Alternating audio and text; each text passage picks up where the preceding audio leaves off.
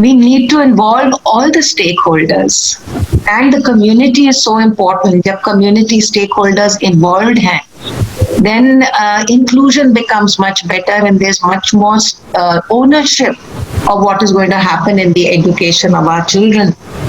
And this is a very good point for me to ask Dr. Sitaram, who is from the Swami Vivekanand Youth Movement. This is an organization which is in Mysore. And Dr. Sitaram is a consultant orthopedic surgeon, and he's been working for many years really in the whole area of how to bring local communities together. And many grassroots level initiatives across community development, health, education, socioeconomic empowerment, WASH, all these areas and different models have been started by this organization. I will ask Dr. Sitaram now to explain those to us and tell us how these different models have worked and what can we learn from them for this particular area of WASH. Dr. Sitaram. Thank you. Thank you very much, Radhika ji. I hope I'm audible. Thank you for the opportunity given to share some of my thoughts. I think to begin with, I'll stop my video because I think that would ensure that the voice quality is better. I'd like to begin with an observation that right through all the presentations, starting from Arundhati to Mr. Mihirji just now, the common points there were actually about the already existing norms, already existing facilities, but unfortunately which have not been used optimally or implemented optimally. So I think I would re-emphasize on that point that the first and the foremost priority now is to make sure that we implement what we are expected to implement in the right spirit and be accountable to what we are doing. With that, I think the COVID situation also, to a major extent, gets taken care of. The basic requirement, once we fulfill that, I'm sure we will be able to handle this situation as well. And this I'm speaking also as a medical professional, because as one of the frontliners in handling COVID-19 disease and its aftermaths, we feel that if the basic requirements are well met, the rest of the things can be taken care of. Now coming back to WASH, particularly WASH in schools, like you rightly said, one of the core approaches that we have adopted has been involvement of the local communities and working in partnerships. So I'll try to capture some of the key strategies or the foundational thoughts behind what we did, so that can act as something that can be remodeled and adapted elsewhere as well. One of the main things that we adopted was that we always went along a twin component approach. The first thing was that our approach included as much focus on hardware, that is building water facilities or toilets, etc., as much on the hardware as on the software. That meant that we would include a strong component of awareness about why it is being built and how it has to be maintained. So hardware and concomitant software was an essential component. The second point was what Mihirji just now mentioned. It's not just about building toilets for now, but making sure that it is available even 5 years later. So the short-term needs along with the long-term vision, long-term sustainability. So these were always included in all our initiatives. And the third and most important point was that the involvement of the community along with the other important stakeholder, the school and the education department.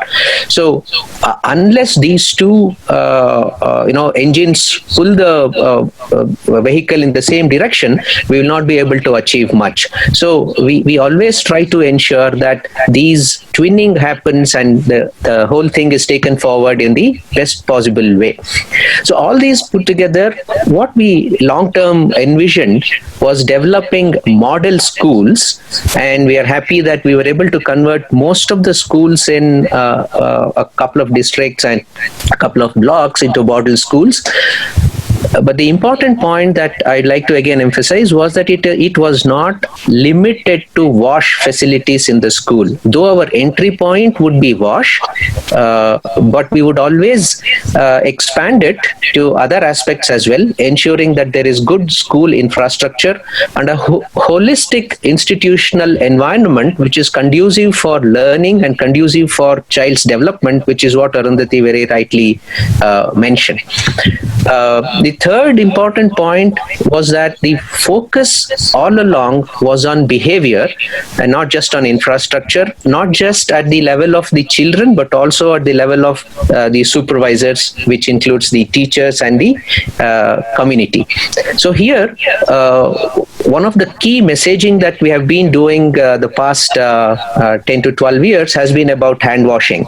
And I'm very happy to share that some of our tribals and some of our villagers in the block where, one of the blocks where we work, called me up immediately after this COVID outbreak and said that, sir, you used to talk so much about hand washing and see how that has become so important. Thank you very much for all the focus that your program gave to hand washing, and our children are now promoting that all the more strongly. So hand washing was one of the important focus areas for us, and that spilled over to personal hygiene as well.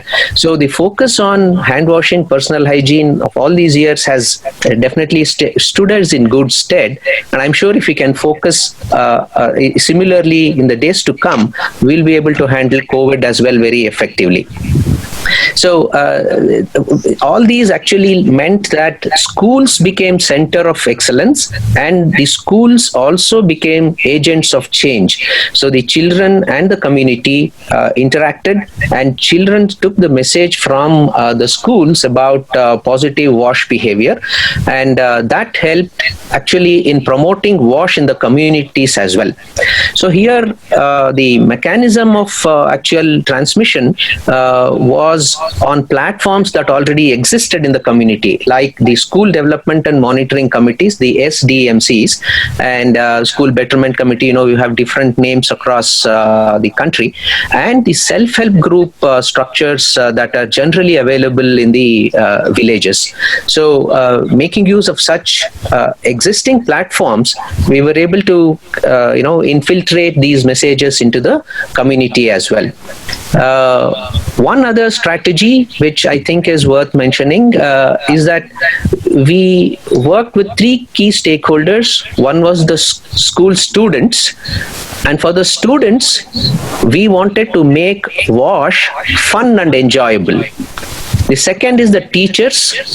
For the teachers, we made sure that wash, as we saw it, is not an additional burden, but is part of what they are expected to do and what they are expected to teach. So we try to look at their curriculum and try to design the wash in such a way that it became part of what they do. And the third stakeholder was the community, where we try to make wash a matter of pride for them, and therefore it's something that they look forward to. So when children started enjoying wash activities through games and songs and other things, and when teachers saw that it's not a burden any longer, and when the community started taking pride in the school and the wash facilities in the school, all things fell together and we were able to actually make a significant difference. The initial complaints about not having enough funds gradually reduced because people came up and said that, okay, I'll contribute this for the infrastructure in the form of hand washing platforms or in the form of a door for the toilet, which was actually mentioned. That is very true. So this sort of contributions came up and we were able to make a significant difference. So these were some of the key strategies that helped us all these days. But now with the COVID-19 situation, while all of these work, and all the norms are very applicable even now, I feel that wash in such infrastructures cannot be the same old point about drinking water or toilet availability. It has to include a few other components which I would like to mention, and which was also mentioned earlier by other speakers. And one of the important things is about the distance, maintenance of distance. Now, that is very important because the spread of disease through droplet is very much a possibility. So we will have to look at ensuring the basic requirement of volume per child in the classes, and strategies like staggering, which Pratibhaji mentioned, would help us handle that. And additionally, cough hygiene would be something that we will have to speak about and make sure that it is addressed. Maybe we will have to come up with some mechanism of screening and monitoring, maybe screening for some symptoms and some amount of quarantine, some amount of isolation for children who might be having some symptoms suggestive of the infection. Secondly, in terms of cleaning, which Arundhati also very rightly mentioned, it's not enough in this situation if we just sweep and mop the floors. We will have to look at surface cleaning in a much broader understanding and make sure that the surfaces are cleaned up with the appropriate methodologies and appropriate frequency. The second point in cleaning is about fomites, the inanimate objects that can act as disease spreading agents.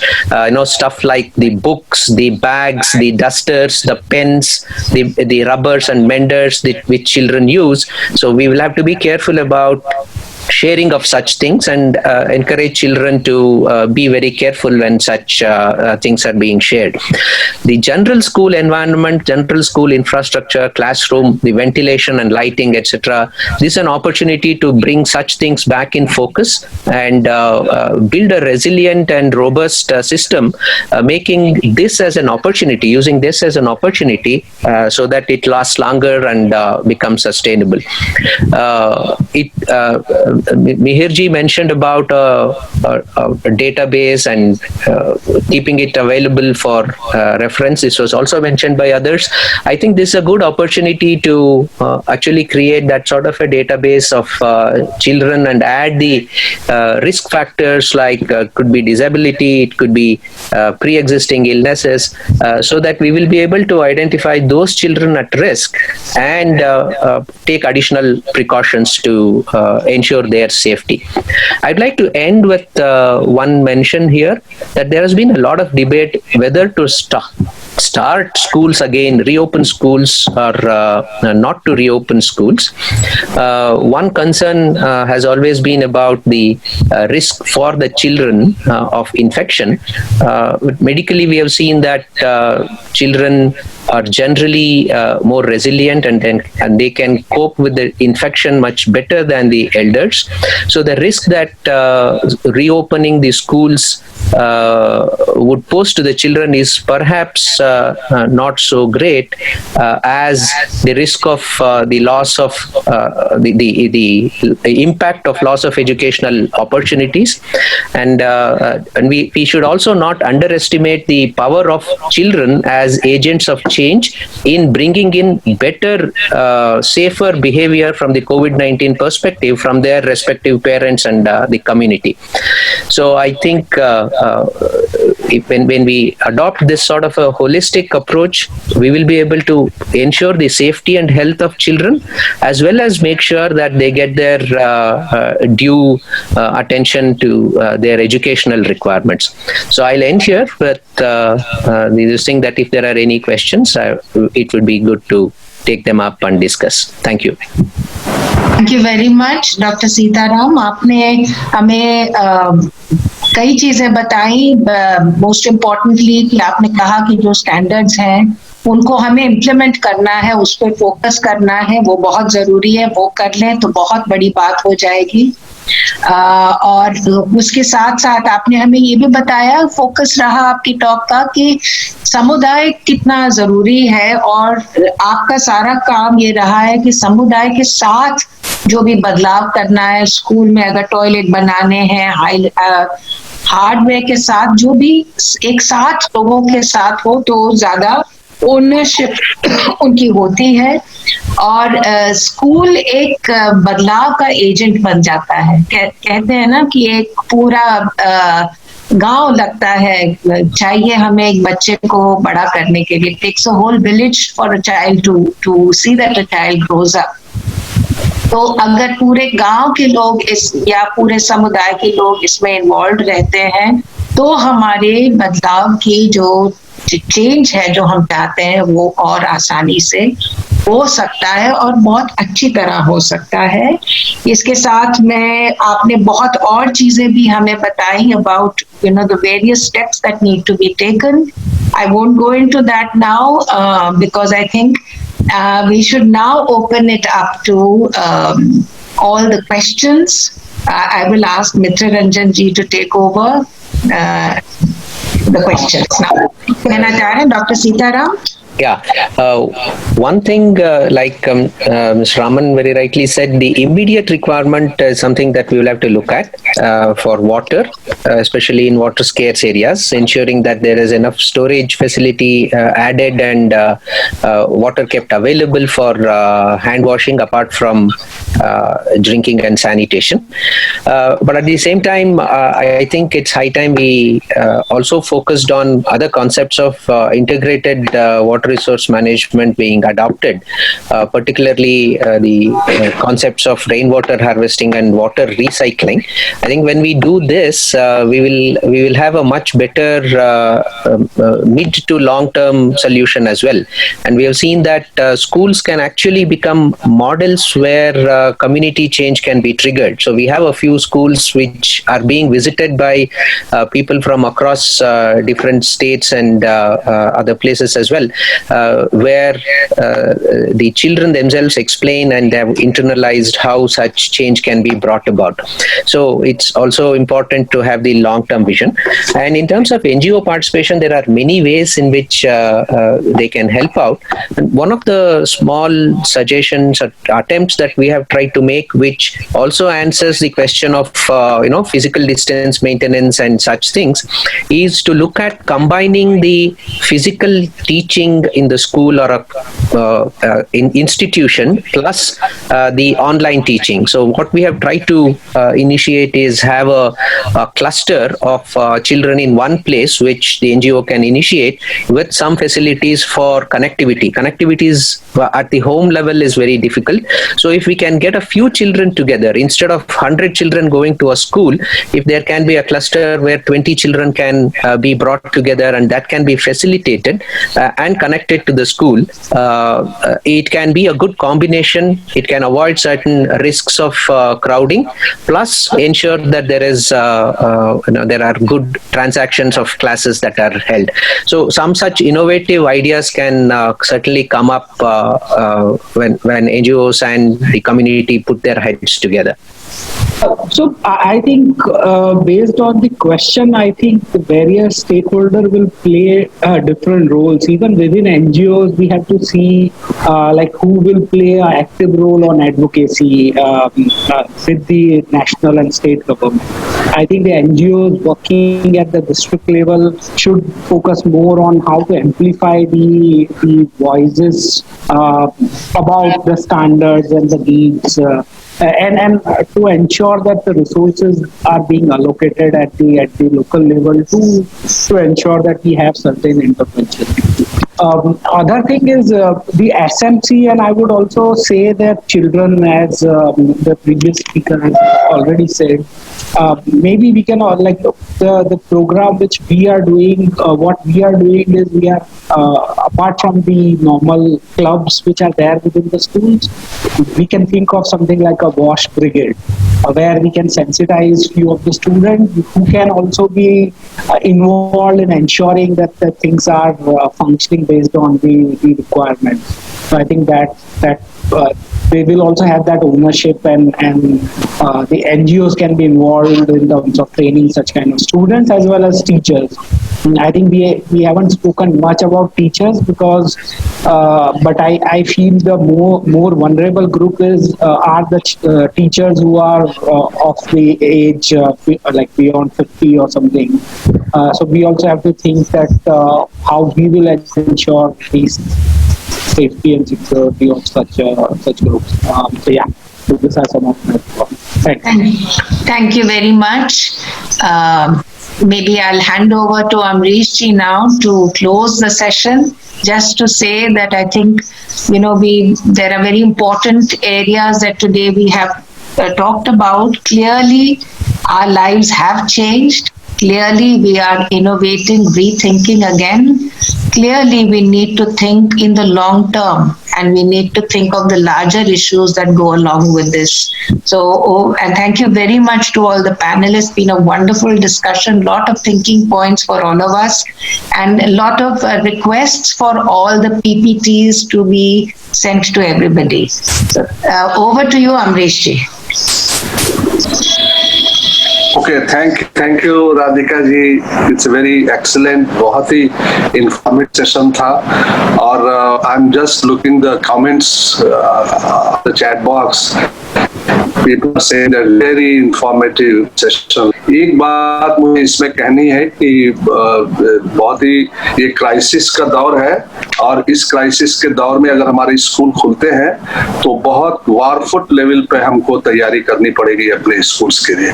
And it can not leave to the NGOs only, because this is a huge task. Millions of schools and millions of children are involved into that, and this is the duty of the state to take this urgent task forward और उसके लिए बड़े पैमाने पर काम करे. And that is the सबसे बड़ा बैरियर है रिसोर्सेज.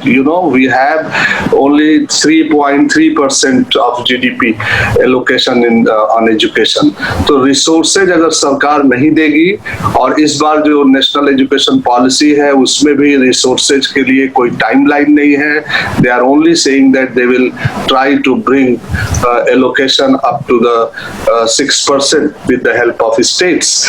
तो ये बहुत ही, अगर इसको बहुत बड़े पैमाने पर शिक्षा को और स्कूल्स को प्रायोरिटी में नहीं रखा गया, एडिशनल रिसोर्सेज नहीं दिया गया, क्योंकि अभी माइग्रेंट्स के जो बच्चे हैं due to the loss of job of their parents, they are coming to the government schools, और वो जो लो कॉस्ट प्राइवेट स्कूल में जाते थे अब वो सरकारी स्कूलों में आने वाले हैं.